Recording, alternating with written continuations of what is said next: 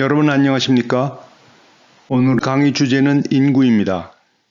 우리나라는 역대 세계 최저 출산율을 해마다 경신하고 있습니다. 오늘 강의에서는 인구 통계학적 전환과 초저 출산이 한국 경제에 미치는 함의를 설명하겠습니다. 이 그림표는 2023년 통계청이 발표한 장래 인구 추계를 1960년부터 2021년의 실제 데이터를 결합해서 보이고 있습니다. 2060년 인구는 4,200만 명으로 올림픽을 개최했던 1988년 당시와 유사합니다. 그러나 인구 구조에 큰 차이가 있습니다. 유소년 인구는 전체 인구의 7%로 1988년의 4분의 1 수준에 불과합니다.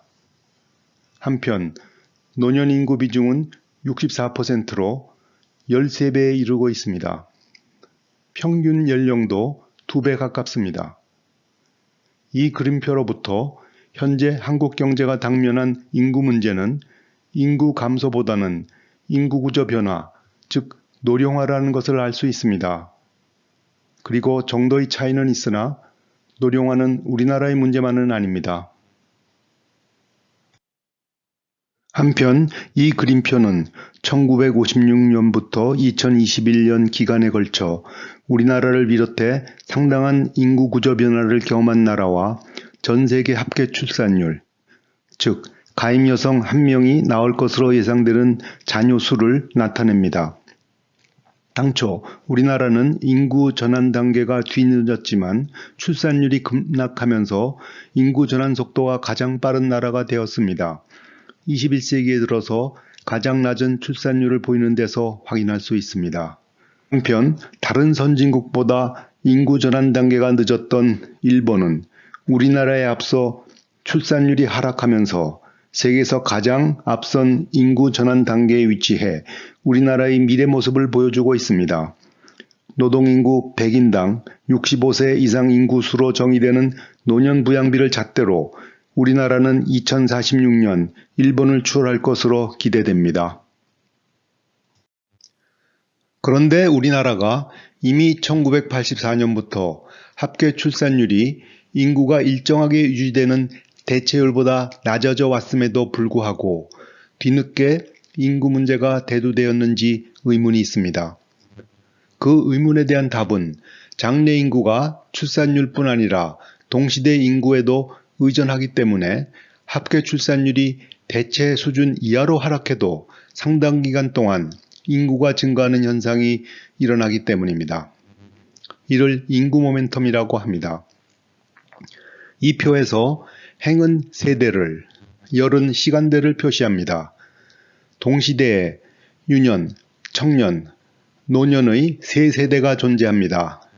영기에 노년, 청년, 유년 세대 인구가 각각 100, 200, 400이라면 총 인구는 700, 출산율은 4가 됩니다.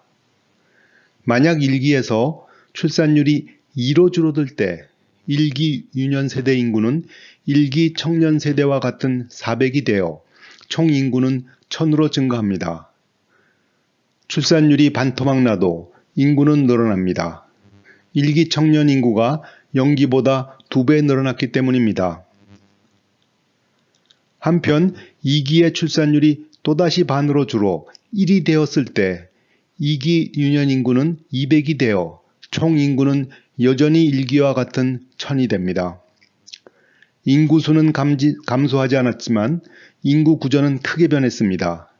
만약 3기에 출산율이 2로 회복된다 하더라도 인구는 800으로 감소합니다. 그러므로 출산율이 감소해도 인구는 늘어나고 증가해도 인구는 감소하는 현상이 일어납니다. 인구 모멘텀 때문입니다.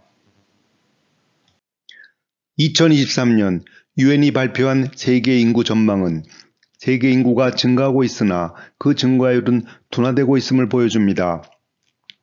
2022년 80억 명, 2030년 85억 명, 2050년 97억 명, 2080년 104억 명으로 안정 후 감쇄 추세로 전환하고 있습니다. 세계 인구의 3분의 2가 대체율 미만인 나라에서 거주하고 있으며 인구 감소국이 2022년 41개국에서 2050년 88개국으로 늘어날 것으로 전망합니다. 세계 인구 증가는 중위소득 국가 가운데 중하위 소득 국가와 저소득 국가가 주도하고 있습니다. 21세기 말 중하위 소득 국가와 저소득 국가는 전 세계 인구의 70%를 점유할 것으로 유엔은 예상합니다. 앞서 지적했듯이 고령화는 비록 시간대와 정도에 따른 차이는 있으나 중하위 소득 국가와 저소득 국가를 제외한 대부분 나라에서 일어나는 현상입니다.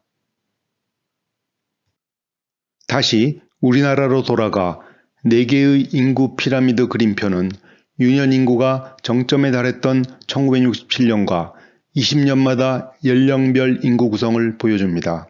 1967년의 유년 인구는 이후 인구 피라미드에서 붉어진 세대로 등장하게 됩니다. 이 붉어진 세대가 생산 인구로 편입되면 저축이 늘어나고 투자가 활성화되어 성장이 촉진됩니다. 붉어진 세대가 기여하는 성장을 인구 배당이라고 합니다. 인구학자들의 연구에 따르면 인구 배당이 우리나라 경제 성장의 3분의 1을 차지할 정도로 큽니다. 그러나 시간이 흐르면 성장을 촉진했던 인구 배당은 성장을 잠식하는 요인으로 작용합니다. 인구 구조 변화에 따라 생산 인구 비중이 감소하는 가운데 생산 인구도 감소하면서 GDP 성장이 하방 압력을 받는 역인구 배당이 발생합니다.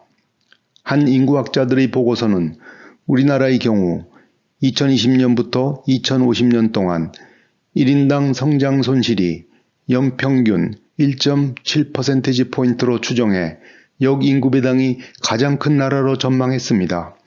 이 수치는 일본을 포함한 선진국의 역인구 배당과 큰 비교가 됩니다. 한편 인구 전환이 늦은 개도국은 인구 배당을 예측했습니다. 일본의 역인구 배당이 작은 것은 우리나라보다 출산율이 더 높고 표현 기간 동안 인구 전환 단계가 앞서서 그만큼 인구 구조가 안정적이기 때문입니다. 이만 마치겠습니다.